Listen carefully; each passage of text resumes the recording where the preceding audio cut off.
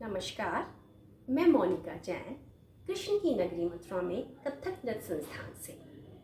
जैसे कि हमने पिछले अध्याय में दृष्टिभेद के बारे में पढ़ा था, आज हम पढ़ेंगे हस्त मुद्राओं के बारे में। हाथों का हमारी नृत्य शैली में बहुत ही महत्वपूर्ण योगदान है।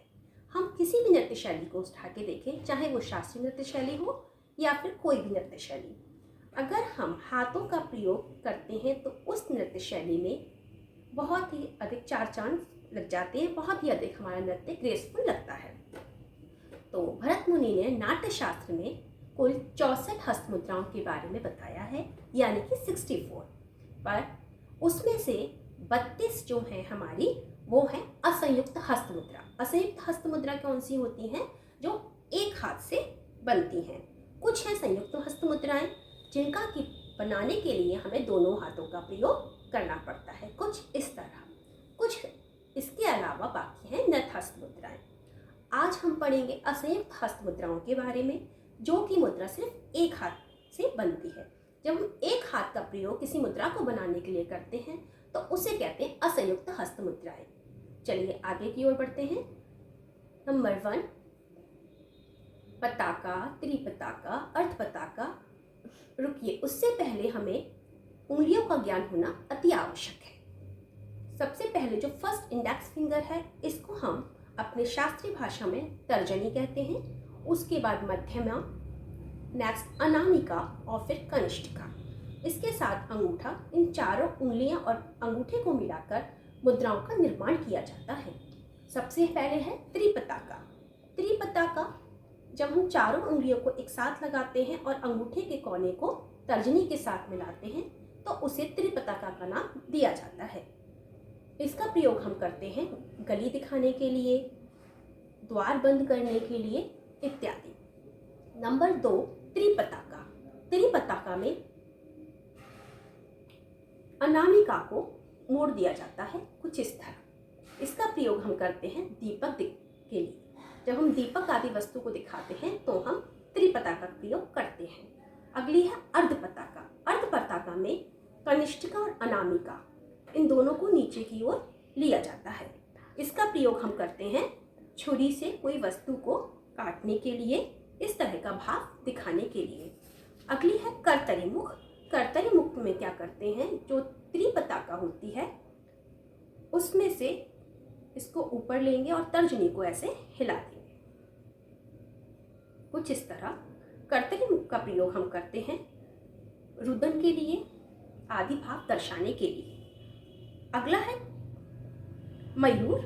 मयूर में अनामिका को अंगूठे के साथ लगाएंगे और मोर की गर्दन आदि भाव दिखाने के लिए हम मयूर का प्रयोग करते हैं कुछ इस तरह। आगे है अर्धचंद्र। अर्धचंद्र में चारों उंगलियों को एक साथ लिया जाता है और अंगूठे को अलग कर दिया जाता है।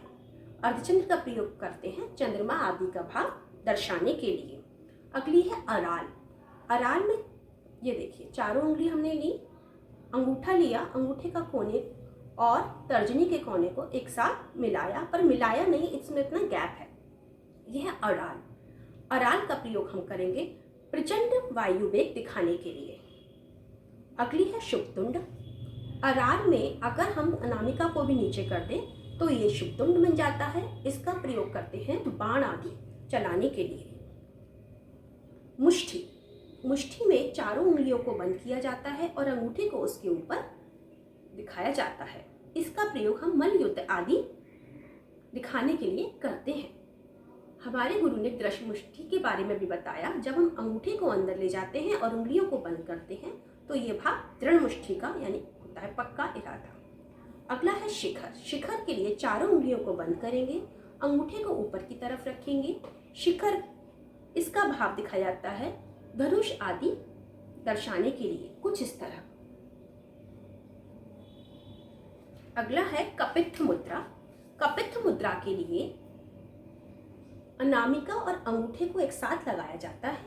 इसका भाव नारी दर्शाने के लिए, माँ लक्ष्मी के लिए, सरस्वती के लिए किया जाता है।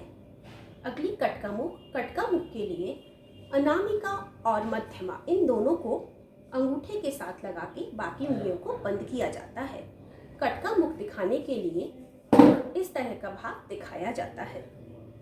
सूची सूची के लिए हम अनामिका को इस तरह रखेंगे और मध्यमा को अंगूठे के साथ मिला देंगे। सूची का मीन्स किसी चीज को इंगित करने के लिए, डिनोट इंडिकेट करने के लिए।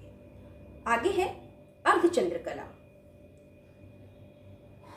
तर्जनी को खोल लीजिए, बाकी तीनों उंगलियों को अंदर की तरफ कर दीजिए। ये चंद्रकला। चंद्रकला में चंद्रमा का भाव दर्शाया जाता है। पद्मकोश। पद्मकोश के लिए उंगलियों और अंगूठे को मिलाया जाता है, पर इसमें इतना गैप रखना है हमें।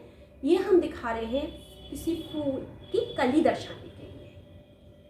सर्पशीर्ष में हम इस तरह से दिखाएंगे। सर्प, व्याघ्र इत्यादि का भाव दिखाने के लिए सर्पशीर्ष का इस्तेमाल किया जाता है। आगे अभी हमने 16 हस्त मुद्राओं, असंयुक्त हस्त मुद्राओं का व्याख्या की, वर्णन किया। आगे की 16 जो हस्त मुद्राएं हैं वो हम अगले अध्याय में सीखेंगे।